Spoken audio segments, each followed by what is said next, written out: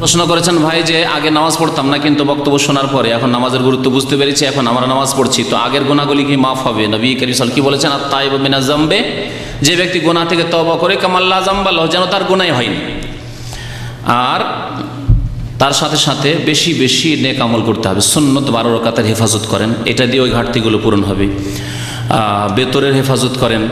এছাড়া যদি আপনি তাহাজ্জুদ পড়তে পারেন বা কিছু নামাজ রাত্রে পড়তে পারেন, মাঝে মাঝেও পারেন, তাহলে এগুলি দিয়ে ঘাটতি পূরণ হবে। যেমন হাদিসে রয়েছে, কাল কিয়ামতে আল্লাহ বলবেন যে এই বান্দার তো নামাজে ঘাটতি আছে, তো দেখো তার হালমিন তাতাও কোনো নফল সুন্নত নামাজ, তাহাজ্জুদ নামাজ আছে কিনা। সুতরাং এগুলি বেশি বেশি বাড়াইবার চেষ্টা করেন, আরও অন্য নেক আমল করেন। আল্লাহ পাক রব্বুল আলামিন ইনশাআল্লাহ গুনাহ খাতা মাফ করবেন ইনশাআল্লাহ। খালেস অন্তর থেকে তওবা করলে আল্লাহর দরজা খোলা আছে।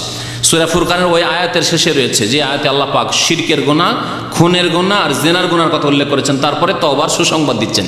ইল্লা মান তাবা ওয়া আমানা ওয়া আমিলা আমালান সালিহান ফাউলাইকা ইউবাদদিলুল্লাহু সাইয়্যাতিহিম হাসানাত ওয়া কানা আল্লাহু গফুরুর রহিম। আল্লাহ পাক তাদের গুনাহগুলিকে নেকিতে রূপান্তরিত করে দেবেন, আল্লাহ পাক বলেছেন, সুসংবাদ দিয়েছেন। সুতরাং এখনও সুসংবাদ রয়েছে, যতক্ষণ পর্যন্ত আমাদের হায়াত রয়েছে, আমাদের আত্মা শরীরে রয়েছে, এখনও সুযোগ আছে।